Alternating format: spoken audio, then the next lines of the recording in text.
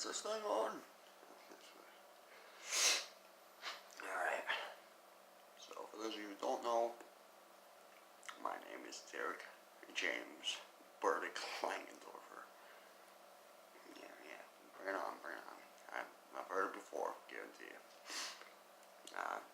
Guarantee you've never heard a name like that before, unless it's mine. You're talking about me. That being said, damn it, guys.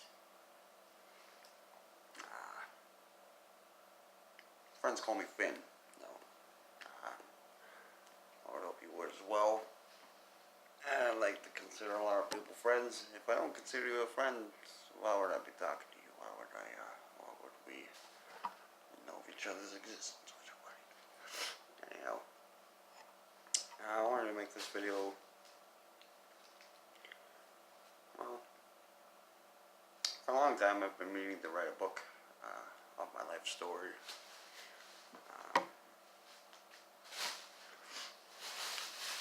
Just because it is quite the damn story, believe it or not. And I believe it needs being told. Come on, baby girl. Not right now. Come here. There you go, baby girl.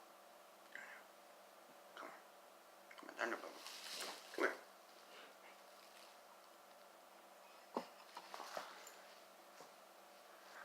This is my beautiful daughter, Harper, and she's currently not knowing what the fuck I'm doing right now, and she's doing great things to disrupt it, but God bless her heart, they're so cute. There's Liam, the other one. Anyhow, what was that? Swear to God, if you jump on my back. Oh. Just got assaulted by the police recently, so those wounds have healed on my shoulder blades now, and it would be just great if he just sunk all of his claws in them. Anyhow, so why am I telling you my life story? I'm not a celebrity. Maybe you've heard of me, maybe you definitely know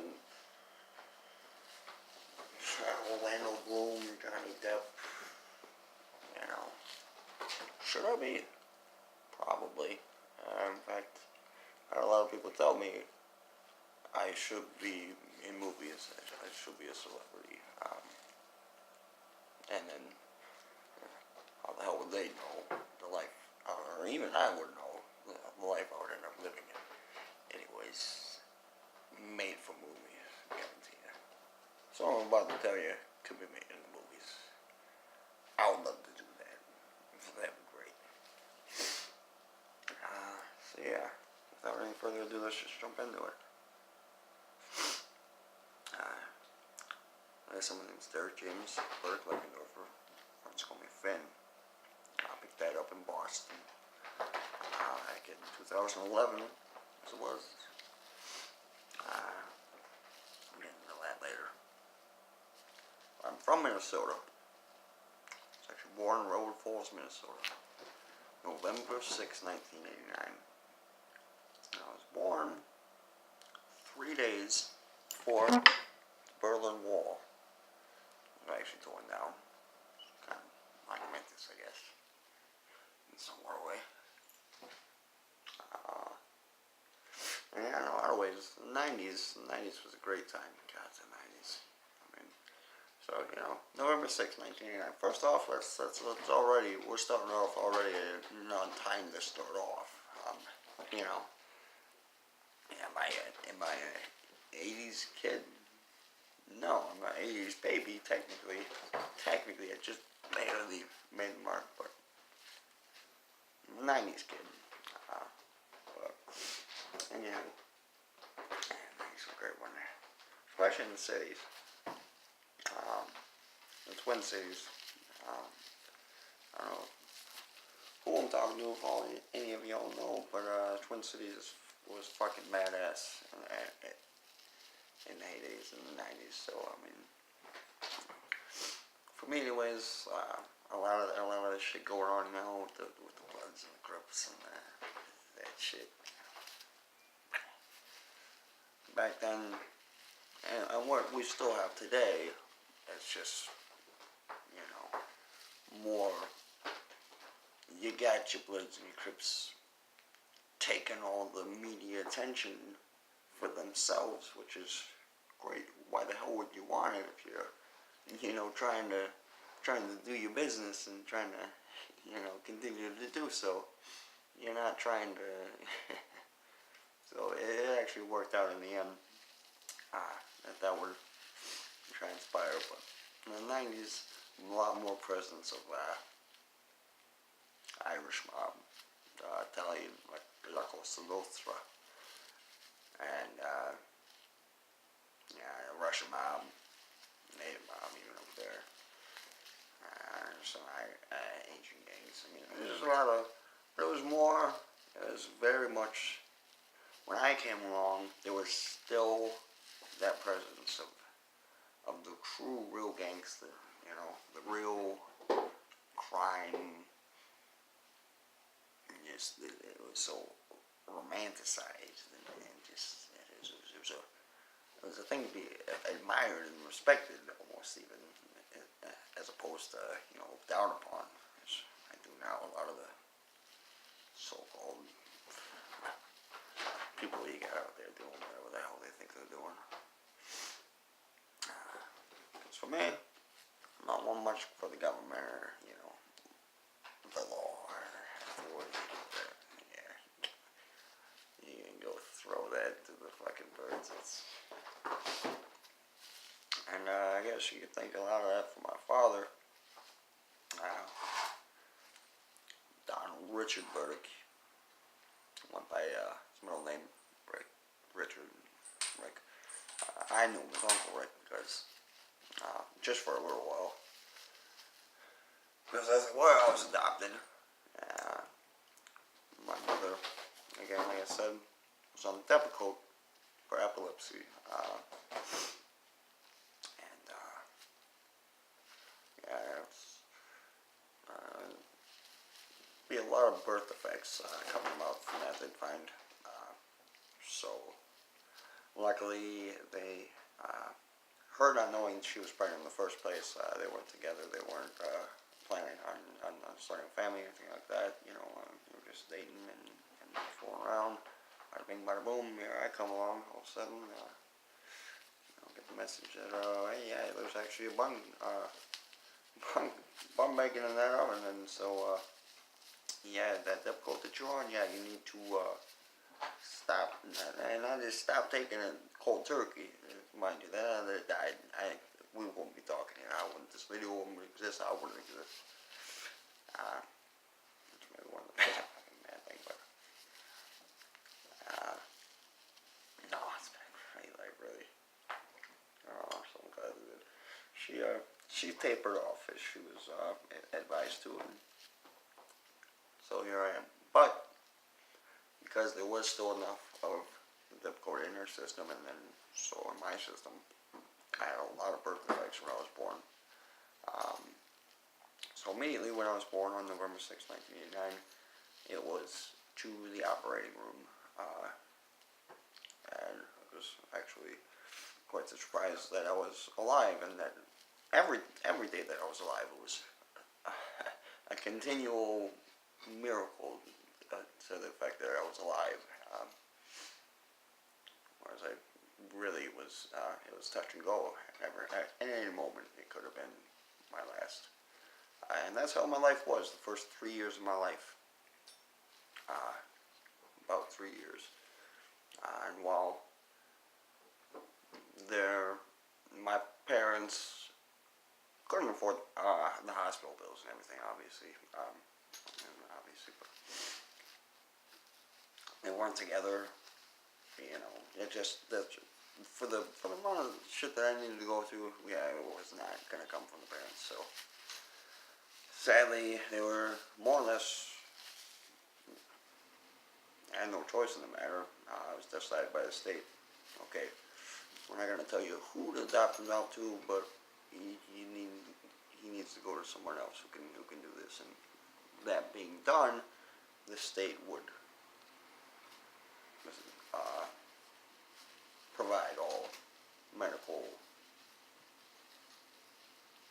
bills, all everything I would need to have done medically, be taken care of.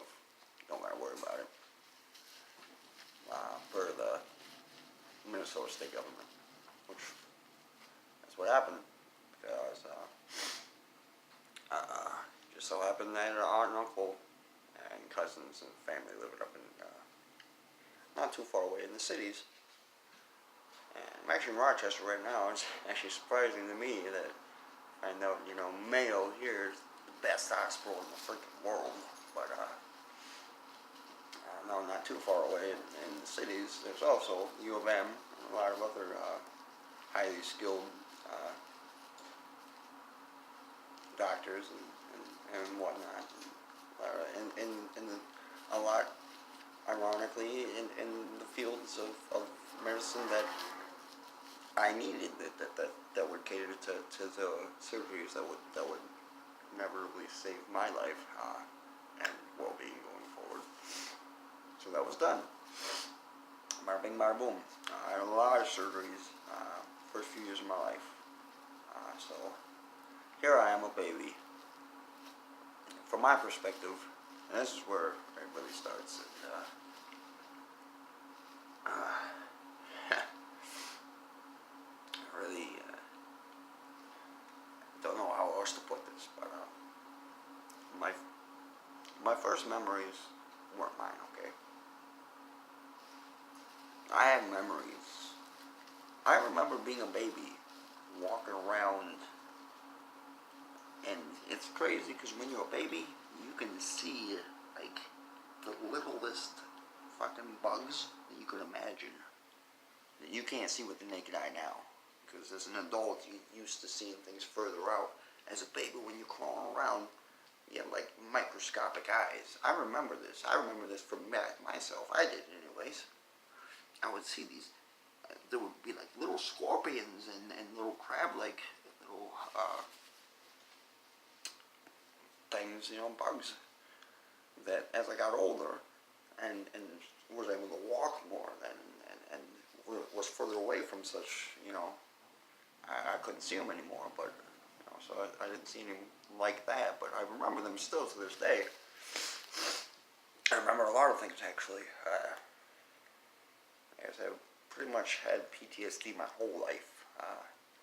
It probably has a lot to do with the fact that I was born in quite a hectic situation. I mean, ER, operating room, whatever have you. I mean, you think about it. Yeah, am I getting my needs met? Sure, of course, obviously.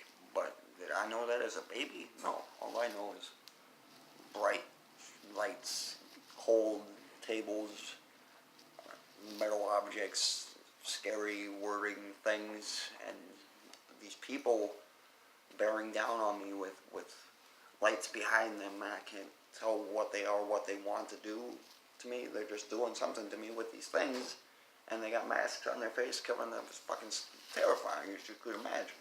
For a baby, that's the first thing you fucking, as a baby, usually you come out with one doctor and then you're ushered to your mother, and, it's a much more catered introduction to this world, as you would. As it should be, Hey, you're safe, kid. You got it, mom. You got, you're just born. You don't know what the fuck's going on, but this is what's going on. You got peoples. You got people. There's people in this place. That's all you need to know right now. You're safe. You can't do anything, but more or less, I really didn't have that. There was family there, but for me, in my eyes, who the hell was anybody? There's a lot of confusion as to who was the parent on the day of my birth, of course. Given I was adopted and everything, and amongst others, everything. And so here am I looking up, and all the confusion. I don't know if many of you are aware of the term empath. I happen to be an extreme empath, and I don't know if it's from that moment, or if it just I was always meant to be anyways. So as you can imagine, as an empath, and what an empath is, some people claim to be able to receive other people's thoughts, ideas. The actual blessed empath receives emotions, energies, even mental disorders, or depression, sadness, emotions, different things.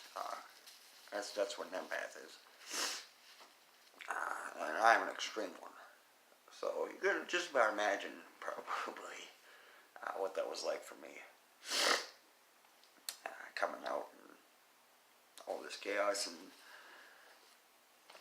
everybody looking at everybody else, thinking, hey, it's probably kid's probably not gonna make it. This the hushed anxiety and the tenseness and the seriousness of the matter.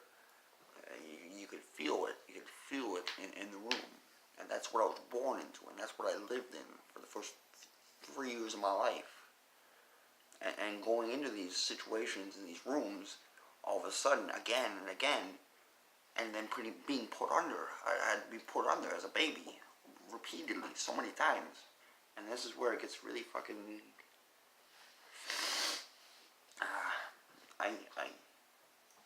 I kind of remember some of the experiences of when I'd be put under, what I'd experience. It's starting to come back more and more, but it's kind of. One thing I know for sure, my brain doesn't let me forget things. As I would walk through life, my mind was constantly showing me, playing the story from the beginning to the end at that point, and when I'm 5 years old, 3 months, 24 days, at that point, from my birth to that moment, just the whole story, reeling it over, and every day, just keeps doing that, cementing the story. Like, you cannot forget anything. You need to remember all this shit. This fucking survival. Everything was survival. Everything was. Because even as a baby, I understood. Now, in such a messed up situation, hey, this world is screwed up. There are horrible things going on here that a lot of people don't realize. And I would see kids. There was a disconnect. I didn't know what it was at the time, but it's obviously that I didn't have these blinders on when I was born.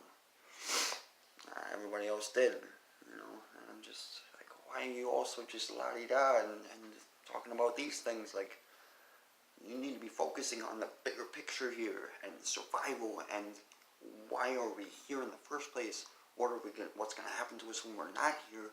That's what we need to be worrying about. Like, this is serious. Like, get your shit together. Basically, I felt a lot more actually. Probably a lot more mature as a kid than I am now. You kind of get a sense of why that is as I go along here, but I was intelligent, always intelligent. Excelled greatly in art and sciences and understanding of all these things, and creatively and art projects. That's that could be a video for another time, but no shortage of it. No shortage of art.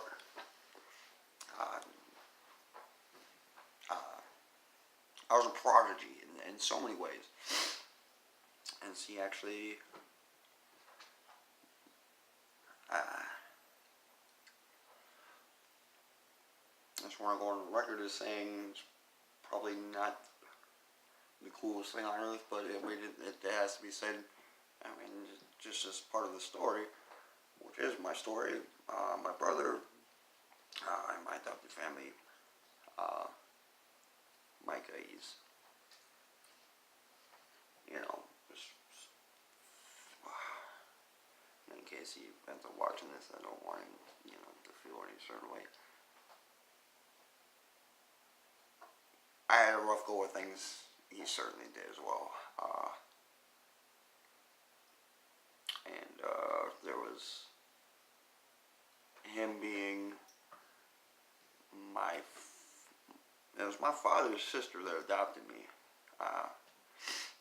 But her children, my siblings, who I would grow up to refer to and know as and love as my siblings, my three sisters and my brother, were actually a blood to her, to Cindy.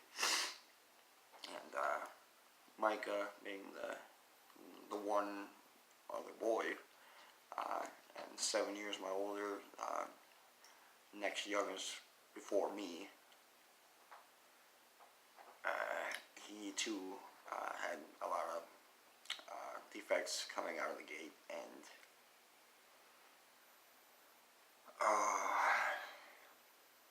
he's about 35 now. No, I'm 29. 36. He's done 36. And has the math and reading level of a second grader. And that's,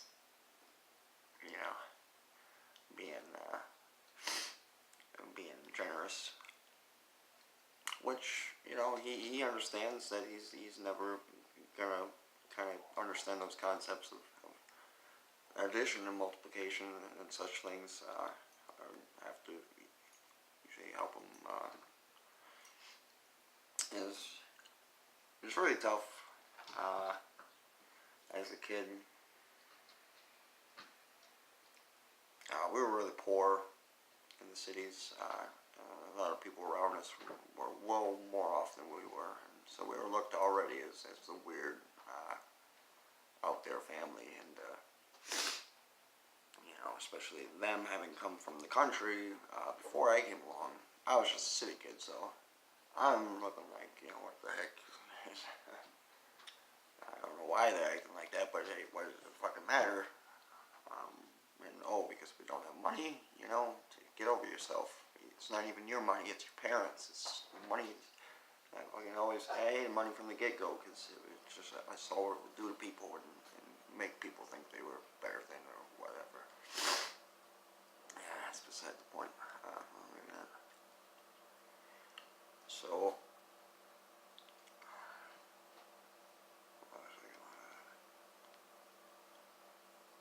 but yeah, we were.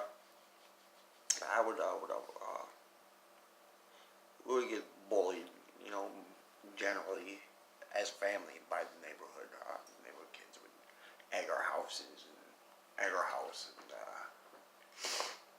TP it, and this and that,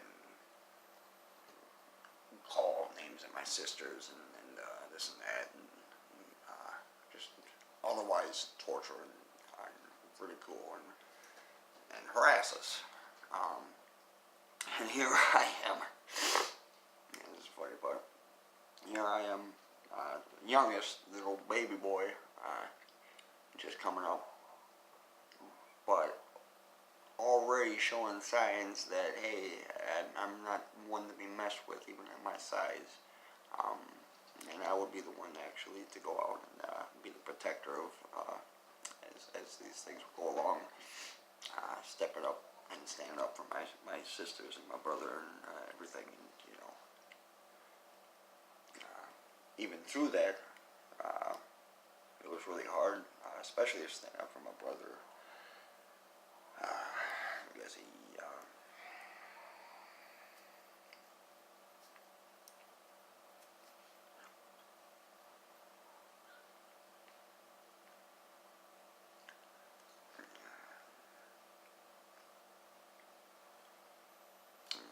I'm not gonna. A lot of things happen.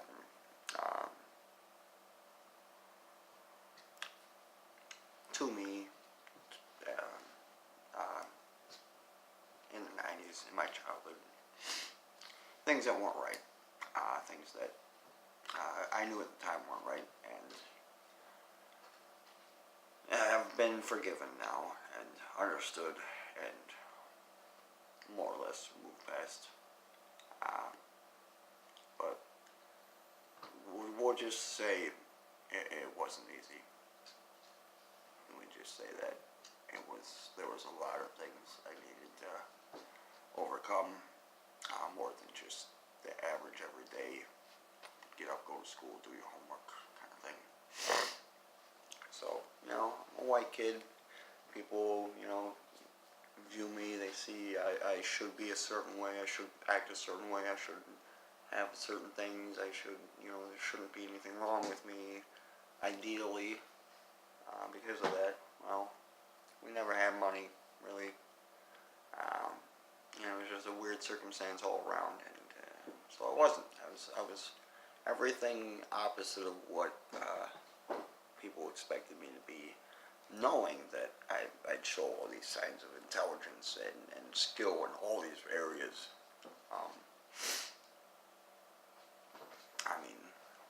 My God, by the time I was 11, I took 2 separate IQ tests meant for adults online, and the results came to 151 and 149, which would average to about 150. So, genius level IQ, and that was at 11 years old. I'm not trying to be braggadocious or anything. I have always been of extreme intelligence, and is that a bad thing? I don't try to lord that over anybody, so I don't think so. I try to use that to my advantage and to the advantage of the overall people and good people in righteousness' sake. Anyhow, a lot of that probably ties into being under the knife and a lot of the things that just let me just push through. So, we live in the cities, and I had already suffered some quite traumatic experiences, not just the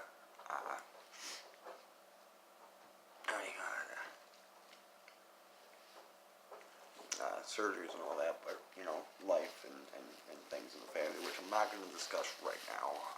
Might come out in my book, everything, but I just don't feel the need and the comfortability right now to disclose particularly what I'm talking about.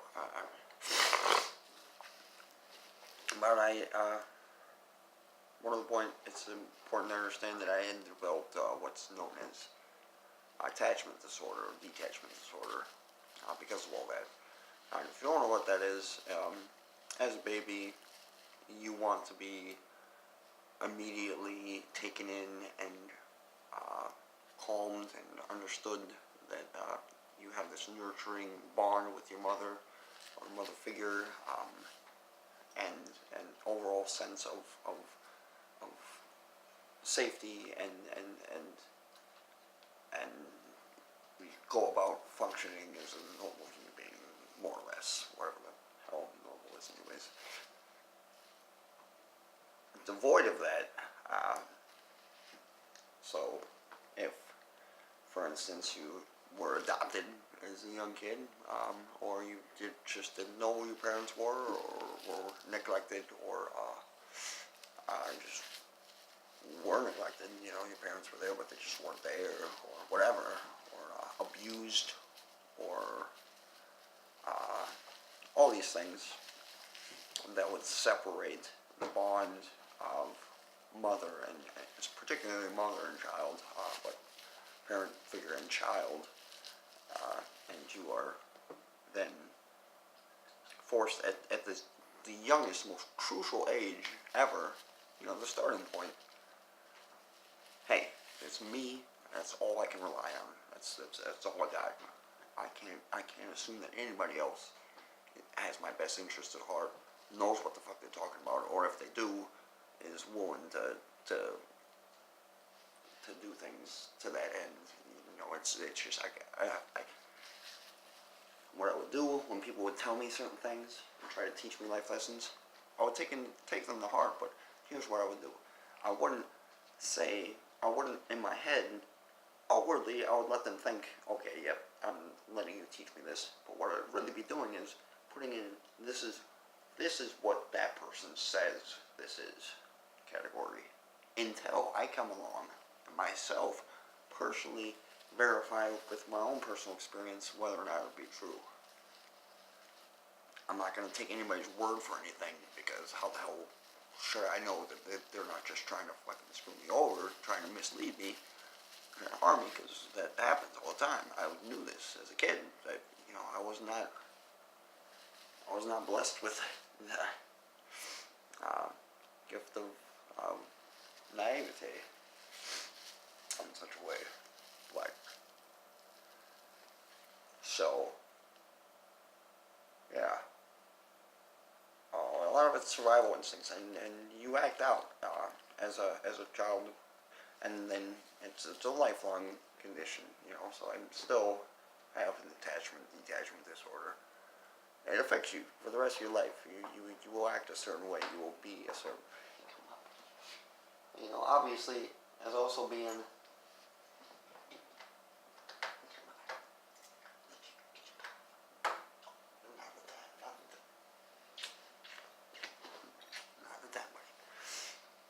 and so,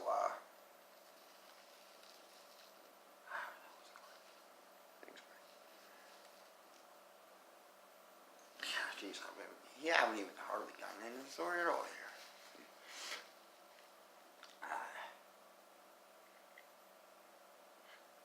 So I grew up in Fridley. Primarily, that was my first stomping grounds, Fridley, Minnesota.